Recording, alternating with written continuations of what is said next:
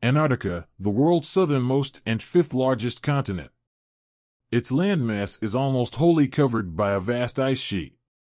Often described as a continent of superlatives, Antarctica is not only the world's southernmost continent. It is also the world's highest, driest, windiest, coldest, and iciest continent. Antarctica is about 5.5 million square miles, 14.2 million square kilometers, in size, and thick ice covers about 98% of the land. Lying almost concentrically around the South Pole, Antarctica's name means opposite to the Arctic. It would be essentially circular except for the outflaring Antarctic Peninsula, which reaches toward the southern tip of South America, some 600 miles, 970 kilometers, away, and for two principal embayments, the Ross Sea and the Weddell Sea.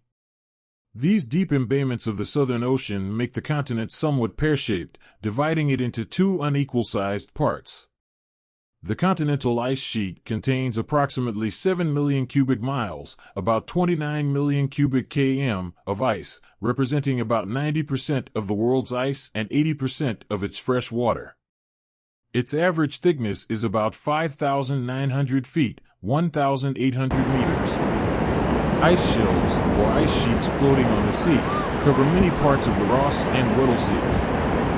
These shelves, the Ross Ice Shelf and the Filchneron Ice Shelf, together with other shelves around the continental margins, fringe about 45% of Antarctica. Around the Antarctic coast, shelves, glaciers, and ice sheets continually calve or discharge icebergs into the seas. From the late 18th to the mid-20th century, whalers and sealers plied the rich seas that surround the continent.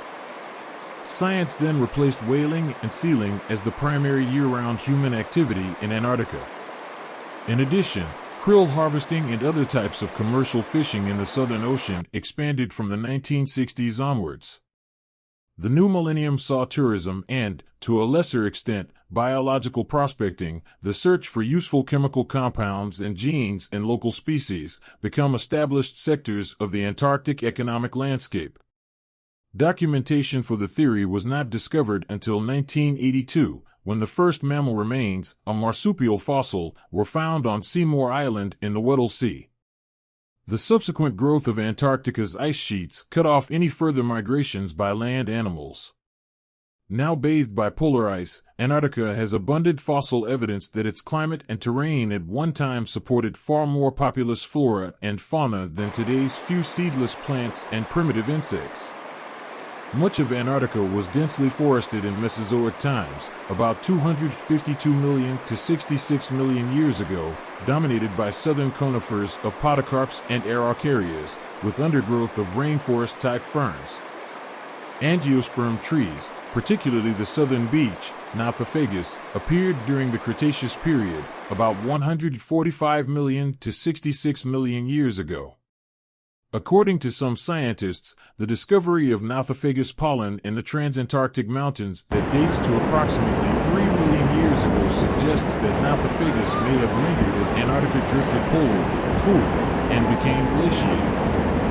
Remains of luxuriant extinct floras, as well as fossils of Mesozoic reptiles, dinosaurs, and amphibians, have been discovered, and these compare so closely to those of other southern continents that many geologists have postulated former contiguity of these lands in a single giant continent called Gondwana.